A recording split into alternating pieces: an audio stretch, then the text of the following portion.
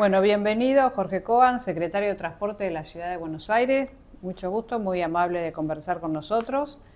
Le quería consultar, bueno, si usted podría hacer un recuento de cómo se originó este conflicto actual entre la Ciudad de Buenos Aires y la Nación por el manejo del transporte y, bueno, qué implicancia tiene las negociaciones hasta lo que ahora se pudo avanzar.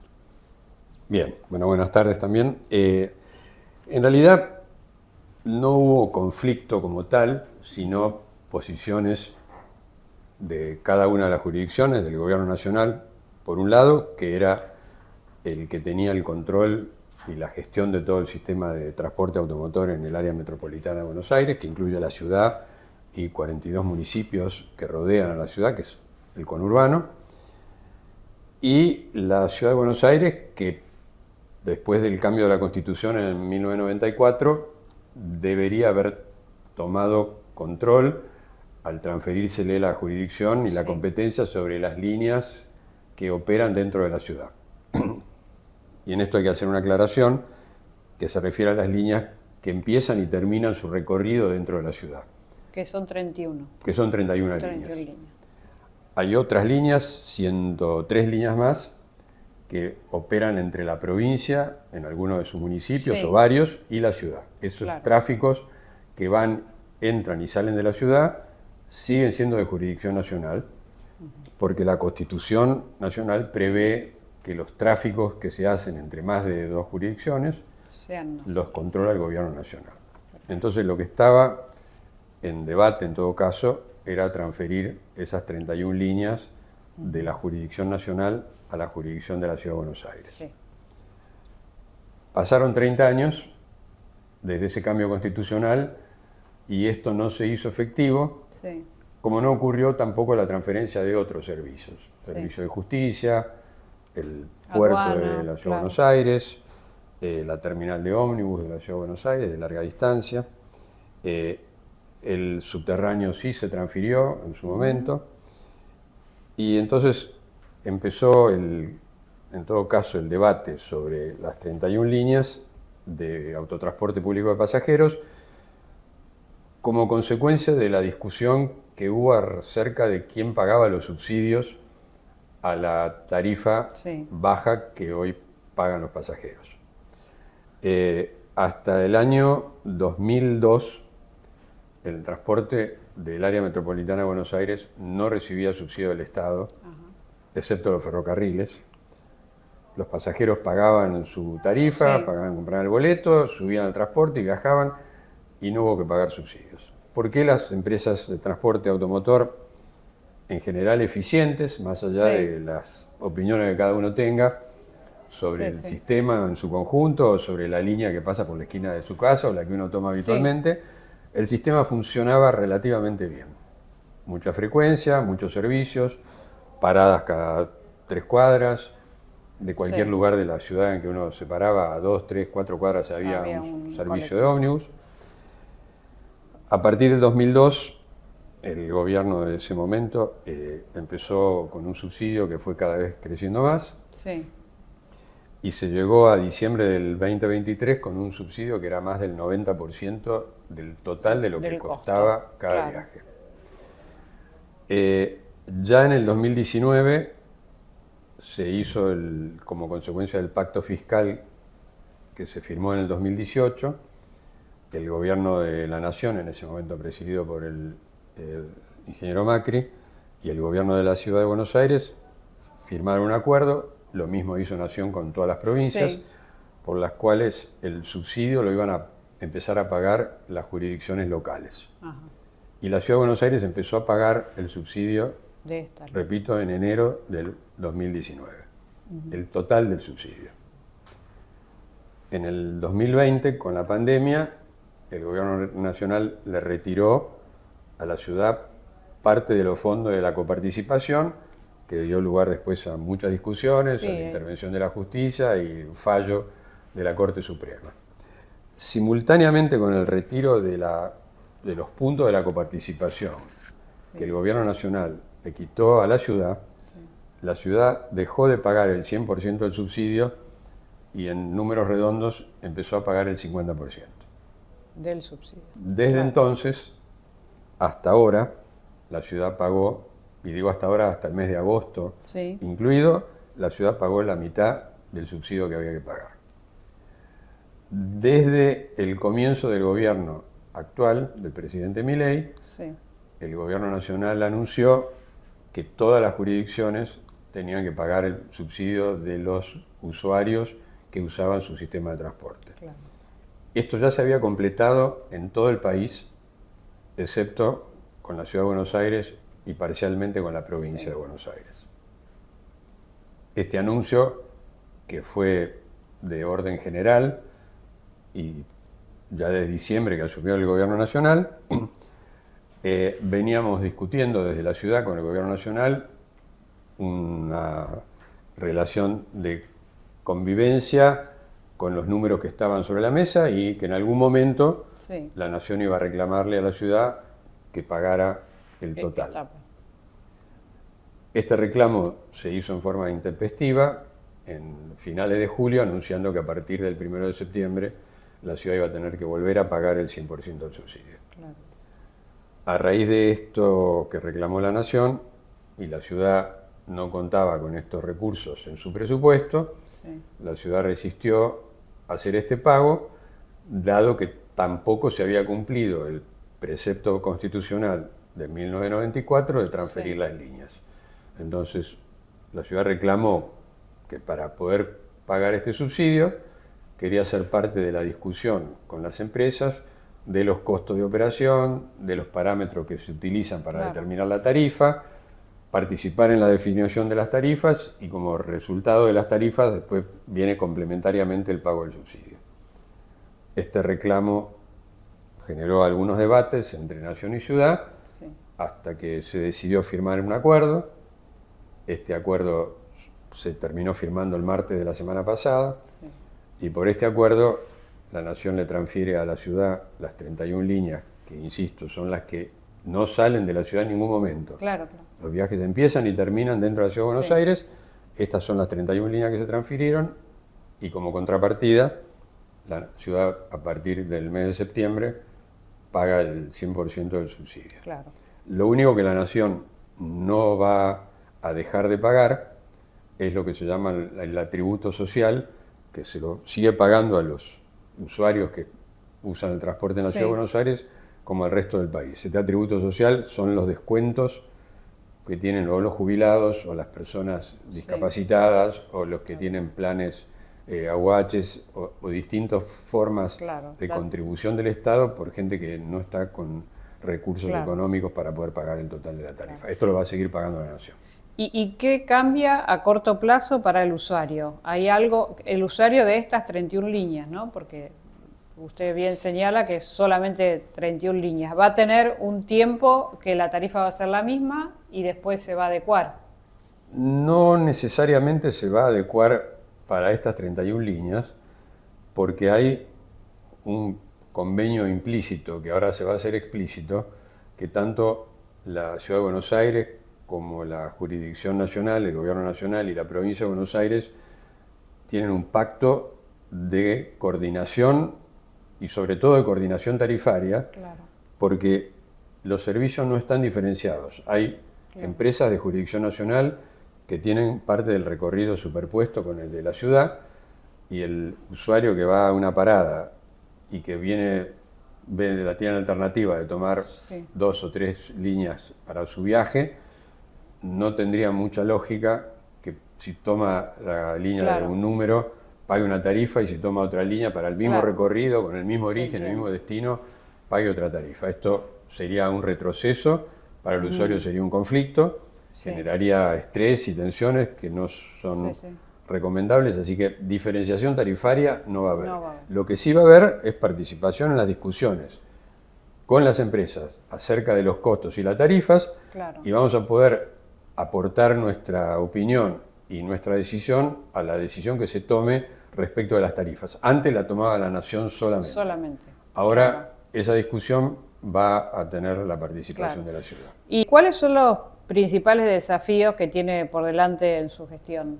Que Usted empezó en enero, ¿verdad? Sí, se incorporó en enero. En realidad empecé el 10 de diciembre. El 10 de diciembre. Creo que la designación salió después, pero uno de los principales temas que requiere la Ciudad de Buenos Aires es orden. Y sobre todo el orden en la movilidad es Sí. poner orden en la calle, Sí, cumplir con las normas, sobre todo de estacionamiento, de velocidades, sí. de respeto de alguna manera de la norma de tránsito, que no solo facilita la movilidad, sino que de alguna manera es un modo de convivencia pacífica Sí. con todos los vecinos, porque si bien hay mucha gente que viaja, hay mucha gente que camina, Sí, o anda hay en mucha bicicleta. gente que se tiene que mover con medios no mecánicos, no, digamos, mecánicos, yo digo bien, Sí. bicicletas. Sí, Hay mucha gente que trabaja con bicicletas y motocicletas, y el tema de la seguridad vial es un tema central en el que la mayor cantidad de víctimas son peatones y motociclistas. Los peatones son víctimas directas, ningún peatón Sí. atropella a Claro. un vehículo motorizado, y si lo atropella no lo daña, claro. pero muchos vehículos motorizados Sí, se sí. llevan por delante de los peatones, y la mayor parte de las veces por imprudencia de los conductores y no por cosas Sí. que los peatones hacen. Hay países que respetan al peatón Sí. y no hay que ir a los países escandinavos. Sí, Uno sí. va a Montevideo y cuando alguien baja de la vereda en una senda peatonal, los autos frenan. Freno. En Buenos Aires pareciera que cuando un automovilista deja cruzar a un peatón, le está haciendo un favor, y los peatones, todos nosotros, le agradecemos Sí. al automovilista haber frenado, que es como agradecerle no habernos Que atropellado. lo dejó ¿no? pasar. Así es. Así que este es un tema central. Sí. El resto es, dentro de esta misma lógica, de poder hacer una mejor distribución del espacio público, donde además de los peatones y los ciclistas, hay automóviles, hay transporte automotor de pasajeros que usan Sí. las calles, o que usan carriles exclusivos, o que usan el Metrobús, Transporte ciclovías, de carga. la carga y descarga que Sí. se está haciendo fuera de horario, interrumpiendo la circulación, provocando inconvenientes Sí. tanto automovilistas como peatones. En esto vamos a tratar no solo de recuperar el cumplimiento de los horarios fuera de las horas pico para hacer carga y descarga, sino que particularmente en la zona céntrica estamos iniciando un plan para que los camiones reduzcan el volumen de lo que llevan a su destino final en centros de transferencia, o sea que camiones grandes que entran con mucho volumen de mercadería en algún lugar transfieran a vehículos más chicos, que preferentemente van a ser eléctricos, y se puede hacer una distribución de la forma más amigable posible. Lo más visible, si uno va por la calle, son camiones que distribuyen bebidas sin alcohol, Sí. o cerveza, que son los que más rápidamente van y renuevan la carga y descarga en la Claro. cantidad de bares y confiterías y restaurantes que hay. Y eso ocurre a toda hora. Estos camiones son enormes, a veces descargan material que no van a entregar, porque el que iban a entregar está en la mitad del camión, Claro. y la calle no solo está interrumpida por los camiones, sino porque además se convierte en un lugar de desparramo Sí. de mercadería que tendría que venir clasificada, Claro. y que la ciudad debería estar controlando. Así que esto, que a lo mejor no es algo que todo el mundo percibe, sería central un poco para mejorar las condiciones de la convivencia Claro. en la calle, para mejorar el impacto sobre el medio ambiente. Así que esto es uno de los temas que estamos también dando prioridad, ¿no? En el tema estacionamiento hubo modificaciones este último tiempo, ¿no? En el tema de estacionamiento, en la gestión anterior, y derivado un poco de la pandemia, se autorizó estacionar casi libremente sobre la mano izquierda, Sí. que era algo que nunca había ocurrido, y que para todos los que manejan tenían claro en su registro que no había que estacionar sobre el lado izquierdo. Esto generó confusiones, porque la norma en realidad era permitir estacionar sobre la mano izquierda en aquellos lugares donde no estuviera prohibido. Pero la mayor parte de la población, y esto es humano, Sí. escuchó la primera parte, que es: se puede estacionar sobre la mano izquierda. Claro. Y realmente esto es una reacción natural de alguien que maneja, ve muchos autos estacionados sobre el lado izquierdo, ve un hueco, se estaciona, difícilmente uno se baje a recorrer después la cuadra a mirar si hay un cartel de prohibido estacionar. Y así se fue haciendo una cadena que ha hecho que la ciudad esté invadida, primero en los lugares prohibidos normales, después en las ochavas, después sobre las rampas de discapacitados, después en las entradas de los hospitales, y esto es lo que ahora estamos tratando de corregir. Por lo menos en estos lugares que son clave para cierta parte de los ciudadanos, los que tienen que llegar a un hospital o cuando llega una ambulancia no puede estar viendo si encuentra un lugar para bajar a alguien que está en urgencia. Un discapacitado que tiene la rampa tapada por alguien que se estacionó, que son estos paro 5 minutos porque tengo que ir a comprar pan. Sí. El discapacitado que llegó ahí y no tiene la rampa libre, no puede cruzar la calle. Se quedó aprisionado en un rincón de la esquina. De estos hay montones de ejemplos. Así que este es uno de los temas importantes. Para esto se han aumentado las multas por estos estacionamientos indebidos. Se van a aumentar más, sobre todo cuando esté ligado a temas de salud. Y la idea no es el castigo per se, sino que primero hay una etapa de persuasión, que para algunos funciona y para otros no, y después que se logra o no se logra el efecto de la persuasión, después sigue de alguna manera el tener que hacer la penalización que corresponde cuando hay algo que está en la ley y que no la cumpla tiene que de alguna manera pagar, ¿no? ¿Está previsto comenzar en algún momento con un proyecto para volver a extender la red de subte, después de la última línea, la H? Hay, desde hace muchos años quiero decir, por lo menos 70 años, un plan de expansión del subte que se fue renovando anualmente, se terminó después de mucho tiempo la línea H. Están previstas otras líneas, particularmente una línea F, pero hoy realmente la ciudad no tiene los recursos para ejecutar una obra. Y el problema es que si no hay recursos continuos, empezar una línea de subte que o no se pueda continuar por falta de fondos y quede interrumpida y entonces no sirve para nadie porque va a un tramo corto, o que demore 20 años en construirse, realmente su efectividad es relativa. Por lo cual, en términos de subte, creo que estamos más inclinados, estamos trabajando con Esbase y con el concesionario MOVA en tratar de mejorar la calidad del servicio de subte que hoy la ciudad tiene. Con la pandemia, todos los modos de transporte perdieron alrededor del 30% de los pasajeros. Tanto los ferrocarriles como los ómnibus recuperaron casi la totalidad de ese 30%. El subte recuperó apenas el 5%, o sea que hoy la cantidad de pasajeros que viajan en subte es 25% menos que lo que viajaba históricamente en los últimos 30 años previos a la pandemia. ¿Y eso está estudiado? ¿Por qué no se recuperó después de la pandemia? Esto por dos razones. Una que es estructural y debido a la pandemia, que muchas empresas y comercios del microcentro cerraron y se fueron. Y si uno mira la red de subte, es una red concéntrica, que convergen. Todas las líneas convergen en el centro, excepto las dos, la C y la H, que son circunvalares. Entonces ahí hay una pérdida real de pasajeros porque se perdieron actividades. La otra razón es que más allá de la velocidad, algo que los usuarios valoran en primer lugar cuando uno hace las encuestas, la experiencia de viajar en subte no necesariamente es muy agradable, entre comillas.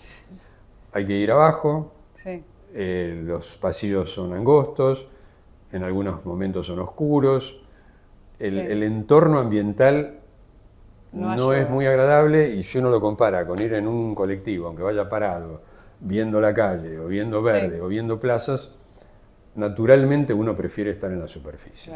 Entonces, parte de lo que creemos que hay que hacer, y en eso estamos trabajando con Esbase, es mejorar esta experiencia en el subsuelo de dos maneras. Por un lado, mejorando el material rodante, esto es los coches en los que viaja la gente, mejorando la calidad, aire acondicionado, iluminación, un mejor diseño interior.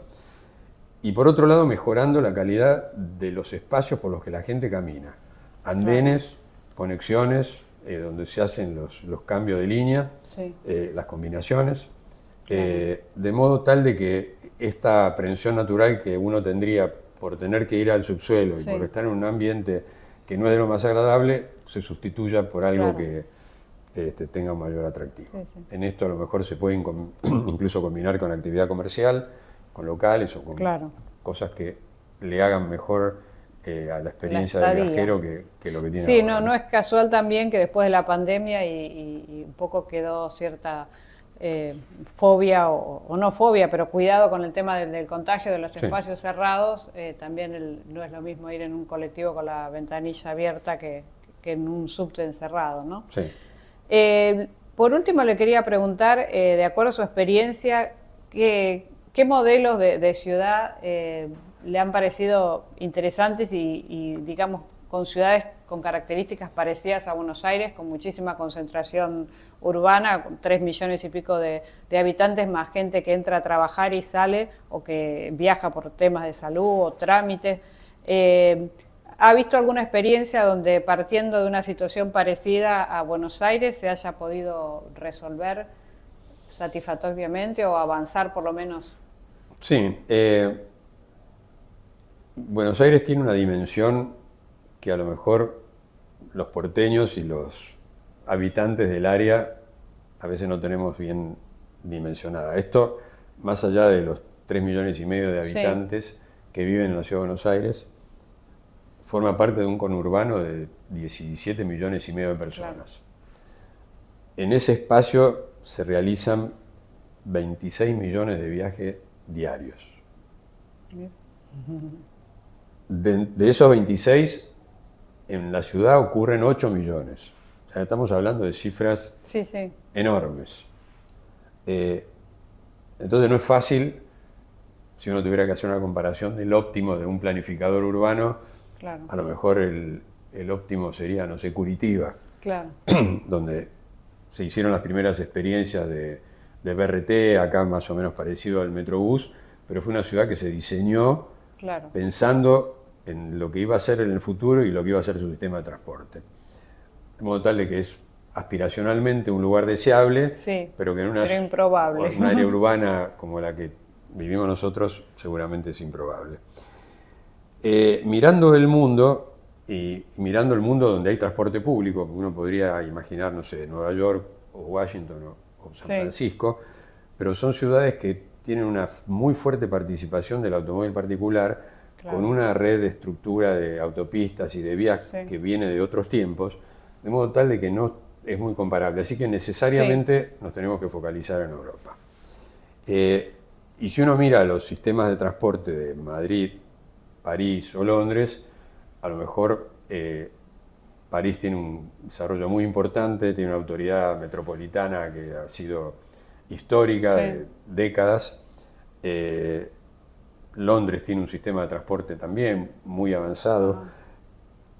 Pero si tuviéramos que tomar un caso como el que se refería recién, de una ciudad que haya tenido Sí. problemas, que los haya resuelto, a lo mejor en este momento, para este momento de Buenos Aires, Madrid, el área metropolitana de Madrid podría ser una referencia Claro. a la que, si nos pareciéramos, nos iría bastante mejor que como nos va ahora.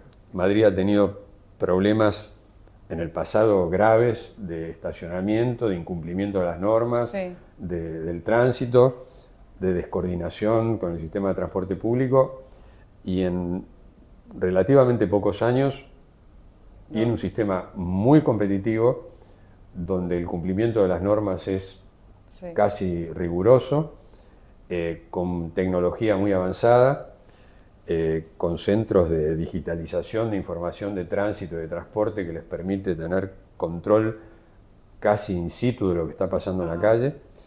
De modo que si tengo que contestar la pregunta y Claro. solo una respuesta, tal vez Madrid sería el caso a elegir.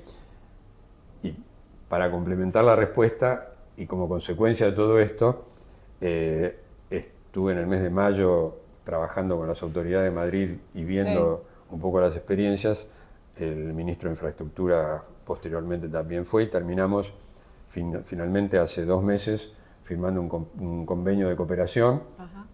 con el Ayuntamiento de Madrid para que podamos tomar parte de la experiencia. Van a venir técnicos de Madrid a colaborar con las autoridades de la Ciudad de Buenos Aires y ayudarnos a acelerar algunas de las mejoras que tenemos pensado hacer, y que con gente que ya lo experimentó y que lo vivió directamente, creemos que podemos acelerar el proceso. Así que es el ejemplo, y para tomar el ejemplo lo institucionalizamos para poder tomar las mejores prácticas y incorporarlas a Buenos Aires. Bueno, le agradezco mucho y veremos cómo sigue todo esto y en qué momento nos puede volver a contar alguna novedad o algún avance. Bueno, muchas con mucho gracias. gusto. Muchas gracias.